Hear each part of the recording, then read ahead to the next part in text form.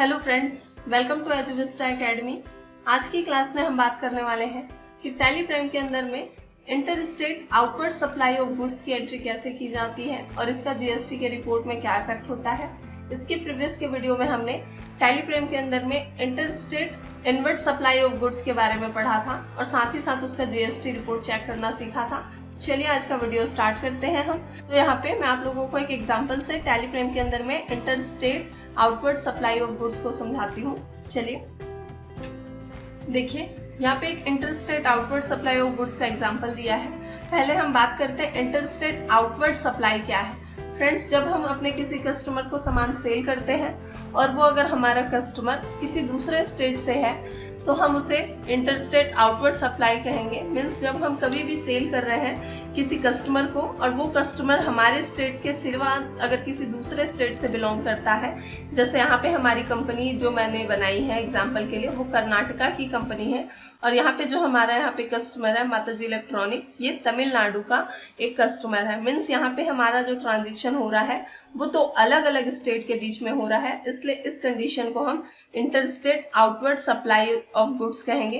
तो चलिए देखते हैं, एग्जाम्पल में दिया हुआ है as on 8 November 2020 Dakshin electronic private limited sold the following goods to Mataji electronics Tamil Nadu on credit with bill number 4। चलिए देखते हैं इसकी एंट्री टैली में करेंगे हम। तो सेल की एंट्री को रिकॉर्ड करने के लिए गेटवे ऑफ टैली से हमें सबसे पहले वाउचर कमांड को ओपन करना है वी प्रेस करते हुए।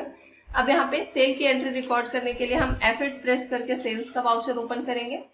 सेल्स के वाउचर को आपको आइटम इनवॉइस मोड पे ही रखना है और F2 प्रेस करते हुए हम यहाँ पे डेट ले लेते हैं 8 नवंबर का, एंटर करेंगे। पार्टी नेम में हमें यहाँ पे सेलेक्ट कर लेना है माताजी इलेक्ट्रॉनिक्स। इसका लेजर ऑलरेडी मैंने क्रिएट करके रखा है, एंटर करेंगे। और यहाँ पे देखिए पार्टी डिटेल, जब हमने पार्टी का लेजर क्रिएट किया तो उसका पूरा एड्रेस हमने डाला है, साथ ही साथ पार्टी का जीएसटी नंबर हमने यहाँ पे ऐड किया है। तो ये सारी डिटेल आप जीएसटी का टैली में जब आप पार्टी का लेजर क्रिएट करेंगे तो आपको ऐड करनी है। इसे सेव करते हैं। यहाँ पे हम सेल्स अकाउंट सेलेक्ट करेंगे। नेम ऑफ आइटम में चलिए हम स्टॉक आइटम सेलेक्ट कर लेते हैं। तो पहले मैं ले लेती हूँ LG वॉशिंग मशीन। इसके हम 3 क्वांटिटी सेल कर रहे हैं तो क्वांटिटी में हम लेंगे 3 और अमाउंट हम यहाँ पे ऐड कर देते हैं 15,500 रुपए, एंटर करना है। दूसरा स्टॉक आइटम हम यहाँ पे ले लेते हैं Samsung 43 inch LED smart TV. चलिए Samsung 43 inch LED smart TV हम यहाँ पे सेलेक्ट कर लेते हैं।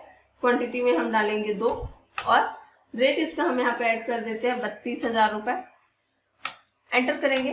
तीसरा स्टॉक आइटम हम यहाँ पे सेलेक्ट कर लेते हैं Sony 43 inch LED smart TV. इसको भी हम यहाँ पे 2 क्वांटिटी में सेल कर रहे हैं और इसका रेट है 37,500। तो यहाँ पे 37,500 एंटर करते हैं। तो देखिए मैंने 1 बाय 1 अपने सारे स्टॉक आइटम यहाँ पे सेलेक्ट कर लिया है, एंटर करेंगे। अब यहाँ पे क्योंकि ये इंटर स्टेट ट्रांजेक्शन है तो यहाँ पे IGST एप्लीकेबल होगा, तो यहाँ से IGST सेलेक्ट करेंगे। देखिए हमारा GST कैलकुलेट हो गया है।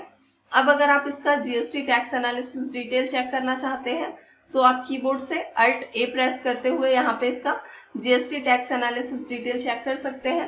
देखिए Alt F1 करके आप इसे डिटेल में चेक कर सकते हैं कि इंडिविजुअल स्टॉक आइटम में आपका कितने % GST लगा है। तो देखिए हमारे LG वॉशिंग मशीन में 18% GST लगा है और सैमसंग 43 इंचेस और सोनी के 43 इंचेस LED स्मार्ट टीवी में 28% का GST हमारा कैलकुलेट हो गया है।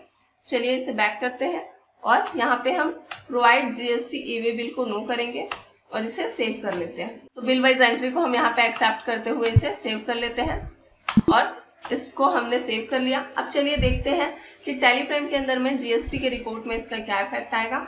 तो सबसे पहले हम GST R1 चेक करते हैं, क्योंकि फ्रेंड्स जब भी सेल की हम एंट्री करते हैं वो GST R1 में जाके रिफ्लेक्ट होती है।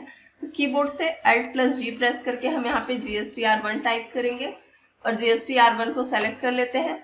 यहाँ पे हमें Alt F2 करते हुए डेट ले लेना है। तो चलिए हम यहाँ से 1 नवंबर से 10 नवंबर तक का डेट ले लेते हैं। 1 नवंबर से 10 नवंबर मैं यहाँ पे टाइप कर देती हूँ, एंटर करेंगे।